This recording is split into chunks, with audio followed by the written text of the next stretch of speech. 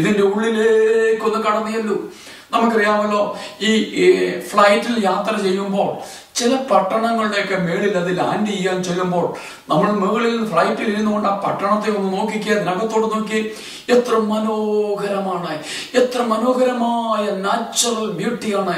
നല്ല തടാകങ്ങൾ, സമുദ്രങ്ങൾ, നല്ല നല്ല മനോഹരമായ വീടുകൾ, അങ്ങനെ എല്ലാ രീതിയിലും മുകളിൽ നിന്ന് നോക്കുമ്പോൾ, ദൂരെ നിന്ന് വീക്ഷിക്കുമ്പോൾ പലതും മനോഹരമാണ്. സ്തോത്രം. എന്നാൽ നോക്കണമേ, ആ പട്ടണത്തിന്റെ ഉള്ളിലേക്ക് ഫ്ലൈറ്റ് ലാൻഡ് ചെയ്ത് കഴിഞ്ഞ് ആ പട്ടണത്തിന്റെ ഓരോ വീതികളിലും ഒന്ന് ചെന്ന് നോക്കേ, ഓരോ സ്ട്രീറ്റുകളിലും ഒന്ന് ചെന്ന് നോക്കേ. എത്ര ശോചനീയമായ അവസ്ഥ, എത്ര ദുഃഖിപ്പിക്കുന്ന അവസ്ഥ, എത്ര നാറ്റം പിടിച്ച അവസ്ഥ, പലതും മനുഷ്യരോട് തുറന്നു പറയാത്തതും മനുഷ്യർക്ക് കണ്ടാ സഹിക്കാൻ മേലാത്തതുമായ എത്രയോ ശോചനീയമായ അവസ്ഥയാണ് പല പട്ടണങ്ങളിലും ഉള്ളത്. സ്തോത്രം. ഇന്ന് രാത്രികാലം പ്രിയ സഹോദര, നിന്റെ ഇരിപ്പ് കണ്ടാൽ, നിന്റെ അവസ്ഥ കണ്ടാൽ, നീ യാത്ര ചെയ്യുന്നത് കണ്ടാൽ, നീ പാർക്കുന്ന വീട് കണ്ടാൽ, നിന്റെ വാഹനം കണ്ടാൽ, നിന്റെ പൊസിഷൻ കണ്ടാൽ, നിന്റെ മനോഹരമായ ജോലി, ഉന്നതമായ ജോലി കണ്ടാൽ, നിന്റെ വിദ്യാഭ്യാസം കണ്ടാൽ, നിന്റെ ഡിഗ്രി കണ്ടു കഴിഞ്ഞാൽ, സ്തോത്രം, നിന്റെ സംസാരം കണ്ടു കഴിഞ്ഞാൽ, നിന്റെ വസ്ത്രം കണ്ടു കഴിഞ്ഞാൽ, നിന്റെ ചിരി കണ്ടു കഴിഞ്ഞാൽ നിനക്ക് യാതൊരു കുറവുമില്ലെന്ന് മനുഷ്യൻ വിചാരിക്കും. എന്നാൽ നീ സംസാരിക്കുന്നുണ്ടെങ്കിലും, നീ ചിരിക്കുന്നുണ്ടെങ്കിലും, നീ നല്ല വാഹനത്തെ യാത്ര ചെയ്യുന്നുണ്ടെങ്കിലും, നല്ല വീട്ടിൽ പാർക്കുന്നുണ്ടെങ്കിലും, നീ മറ്റുള്ളവരോടെല്ലാം വളരെ ചിരിച്ച് നിന്റെ ദുഃഖ സങ്കടങ്ങൾ തുറന്നു കാണിക്കാത്ത രീതിയിൽ നീ അഭിനയിച്ച് പ്രിറ്റൻഡ് ചെയ്ത് നീ ഇടപെടുന്നുണ്ടായിരിക്കാം. എന്നാൽ നിന്റെ ഹൃദയത്തിന്റെ ഉള്ളിൽ നിന്റെ ഇരിപ്പ് കണ്ടാൽ, നിന്റെ നടപ്പ് കണ്ടാൽ മറ്റാർക്കും നിന്റെ വേദനകൾ അറിയത്തില്ല. എന്നാൽ നിന്റെ അവസ്ഥകൾക്ക്, നിന്റെ അവസ്ഥകൾ കാണുന്ന, നിന്റെ വേദന കാണുന്ന, നിന്റെ ഇരിപ്പ് കാണുന്ന, നിന്റെ ഉള്ളിന്റെ പോറിച്ച് കാണുന്നതായ, നിന്റെ ഉള്ളിന്റെ വേദന കാണുന്നതായ, നിന്റെ ഉള്ളിലെ ആ വലിയ വേദന കാണുന്നതായ, മുറിവ് കാണുന്ന ദൈവം നിന്റെ ഇരിപ്പ് കണ്ടുകൊണ്ട്, നിന്റെ സംസാരം കണ്ടുകൊണ്ട്, നിന്റെ ചിരി കണ്ടുകൊണ്ട്, നിന്റെ പദവി കണ്ടുകൊണ്ട്, നീ സഞ്ചരിക്കുന്ന കാറ് കണ്ടുകൊണ്ട് ദൈവത്തിന്റെ ആത്മാവ് നിന്നോട് പറയുകയാണ്, നീ ചിരിക്കുന്നുണ്ടെങ്കിലും നിന്റെ ഉള്ളിൽ നീ ദുഃഖിച്ചിരിക്കുകയാണ്. സദൃശവാക്യങ്ങൾ 14-ാം അധ്യായത്തിന്റെ 13-ാമത്തെ വാക്യത്തിൽ ഇങ്ങനെ പറയുന്നു, ചിരിക്കുന്നുണ്ടെങ്കിലും ഉള്ളെപ്പോഴും ദുഃഖിച്ചു കൊണ്ടിരിക്കുകയാണ്. നീ ചിരിക്കുന്നുണ്ട്, നിന്റെ സഹപാഠികളോട് നീ സംസാരിക്കുന്നുണ്ട്, നീ ഫോണിൽ ഇടപെടുന്നുണ്ട്, നീ ലെറ്റർ എഴുതുന്നുണ്ട്, നീ ഇമെയിൽ ചെയ്യുന്നുണ്ട്, നീ നല്ല കാർ യാത്ര ചെയ്യുന്നുണ്ട്. നിന്റെ വസ്ത്രം കണ്ടാൽ, നിന്റെ അവസ്ഥകൾ കണ്ടാൽ, നിന്റെ വേദന ആരും തിരിച്ചറിയുന്നില്ലെങ്കിലും നിന്റെ വേദന കാണുന്ന ഒരു ദൈവം, നിന്റെ അവസ്ഥ കാണുന്ന ഒരു ദൈവം, നിന്നെ കണ്ടാൽ ആർക്കും തിരിച്ചറിയത്തില്ലെങ്കിലും നിന്റെ ഉള്ളു കാണുന്ന ഒരു ദൈവമുണ്ട്, നിന്റെ ദുഃഖം കാണുന്ന ഒരു ദൈവമുണ്ട്, നിന്റെ കണ്ണുനീര് കാണുന്ന ഒരു ദൈവമുണ്ട്. ഇന്ന് രാത്രികാലം നിന്റെ അവസ്ഥകൾ അറിഞ്ഞാണ് പരിശുദ്ധാത്മാവ് ഇന്ന് രാത്രികാലം നിന്നോട് സംസാരിക്കണം. നയീൻ പട്ടണം മനോഹരമെന്ന് പേരുണ്ട്, എന്നാൽ ദുഃഖത്തിന്റെ താഴ്വരയായി തീർന്നിരിക്കുകയാണ്. ഈ 2 രാജാക്കന്മാരുടെ പുസ്തകത്തിൽ യെരിഹോവിൻ പട്ടണത്തെ കുറിച്ചാണ് പറഞ്ഞിരിക്കുന്നത്. ഇരിപ്പ് കണ്ടു കഴിഞ്ഞാൽ ഈ പട്ടണത്തിന് യാതൊരു കുറവുമില്ല.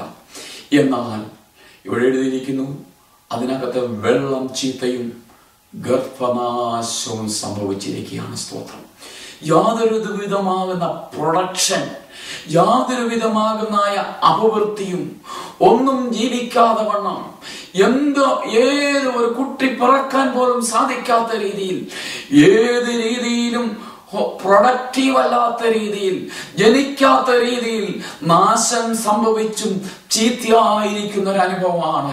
ഇന്ന് രാത്രികാലം സഹോദര, ജീവിതത്തിൽ പലതും പരാജയപ്പെട്ട്, ജീവിതത്തിൽ പലതും നിന്റെ ജീവിതത്തിൽ ഒരു നന്മ ലഭിക്കാതെ വണ്ണം, തലമുറകൾ കൊണ്ട് ജീവിതത്തിൽ ചില ശാപത്തിന്റെ ശക്തികൾ നിന്നെ താണ്ഡവമാടിക്കൊണ്ടിരിക്കുന്നെങ്കിൽ ഇന്ന് രാത്രികാലം ഞാൻ പറയട്ടെ, ചില കുടുംബങ്ങളുടെ മേൽ തലമുറയോട് പോരാടിക്കൊണ്ട്, ചില നന്മകളെ തടഞ്ഞു വെച്ചുകൊണ്ട്, ചില നാശങ്ങൾ വിതച്ചുകൊണ്ട് തലമുറകളായി വ്യാപരിക്കുന്ന ചില അന്ധകാര ശക്തി നിന്റെ കുടുംബത്തിൽ വ്യാപരിക്കുന്നുണ്ടെങ്കിൽ ദൈവാത്മാവ് നിന്നോട് സംസാരിക്കുന്ന സ്തോത്രം, ഈ പട്ടണത്തിന്റെ അവസ്ഥകൾ നോക്കണമേ. സ്തോത്രം, ഈ പട്ടണം ഗർഭനാശവും ചീത്തയുമായി തീർന്നിരിക്കുകയാണ്.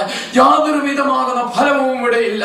ഒന്നും ജീവിക്കാത്ത രീതിയിൽ ഇവിടെ എല്ലാം നഷ്ടം സംഭവിച്ചുകൊണ്ടിരിക്കുകയാണ്. ഇവിടെ എലീശ പറയാണ്, ഒരു പുത്തൻ തളികയിൽ അല്പം ഉപ്പ് കൊണ്ടുവരാൻ കൽപ്പിക്കുന്നു.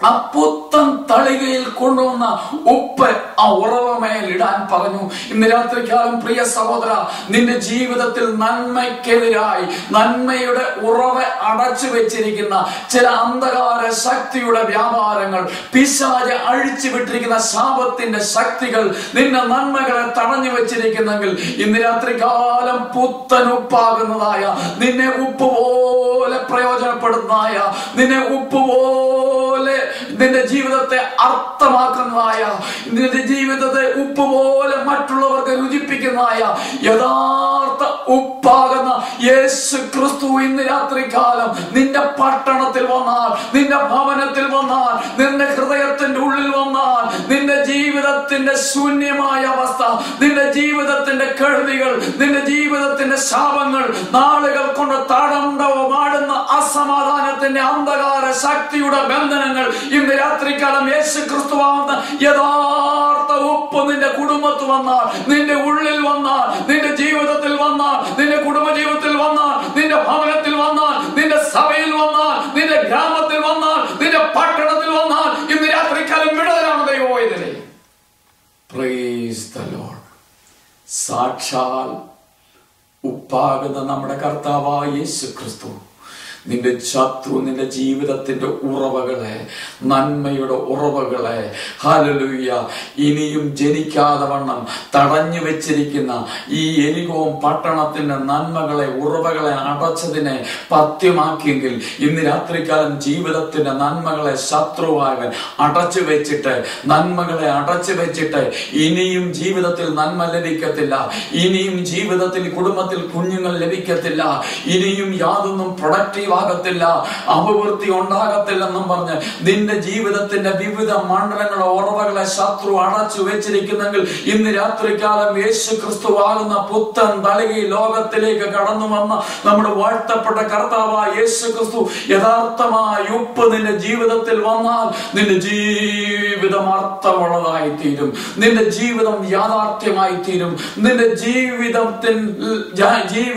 ഫുൾഫിൽ ആകായി തീരുവാനാണ് സാധിക്കും. നിന്റെ ആഗ്രഹങ്ങൾ പലതും ഫുൾഫിൽ ആകാതെ വണ്ണം, അത് പൂർത്തീകരിക്കാതെ വണ്ണം ഇടയ്ക്ക് വെച്ച് തകർത്തുകൊണ്ട്, ഇടയ്ക്ക് വെച്ച് നിന്റെ ജീവിതത്തെ നന്മയാകുന്ന ഉറവയെ അടച്ച് നശിപ്പിക്കുന്നെങ്കിൽ ഇന്ന് രാത്രികാലം യേശു നിന്റെ ഹൃദയത്തിൽ വരുവാൻ, നീ യേശുവിനെ ഇന്ന് രാത്രികാലം ഹൃദയത്തിൽ കൈക്കൊള്ളുന്നെങ്കിൽ, യേശുവിനെ സന്ദർശമായി സ്വീകരിക്കുന്നെങ്കിൽ, നിന്റെ കുടുംബത്തിന്റെ നായകനായി, നിന്റെ ജീവിതത്തിന്, നിന്റെ ഔദ്യോഗിക മണ്ഡലത്തിൽ, ജീവിതത്തിന്റെ വിവിധ മണ്ഡലങ്ങളിൽ, നിന്റെ കുഞ്ഞുങ്ങളുടെ മണ്ഡലത്തിൽ, നിന്റെ കുടുംബ ജീവിതത്തിൽ യേശു ഒരു നായകനെങ്കിൽ ഇന്ന് രാത്രികാലം നിന്റെ ജീവിതം പത്യമാകാൻ പോകുകയാണ്.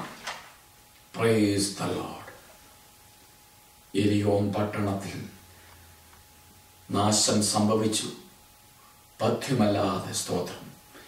ജനിച്ചു വീഴുന്ന കുഞ്ഞുങ്ങളെല്ലാം ജനിക്കാതെ വണ്ണം മരിച്ചു പോവുകയാണ്. എന്നാൽ ഇന്ന് രാത്രികാലം യേശു ക്രിസ്തുവാകുന്ന ഉപ്പ് ആ പട്ടണത്തിലെ ഉറവയിലിട്ടപ്പോൾ ജലം പഥ്യമായി തീർന്നു. ഇന്ന് രാത്രികാലം യഥാർത്ഥത്തിൽ ഉപ്പ്, നമ്മെ ഉപ്പ് പോലെ രുചിപ്പിക്കുന്നതായ, യഥാർത്ഥത്തിൽ ഉപ്പാകുന്ന നമ്മുടെ കർത്താവായ യേശു ക്രിസ്തു നമ്മളിൽ വന്നാൽ നമ്മുടെ ജീവിതം ധന്യമായി തീരും.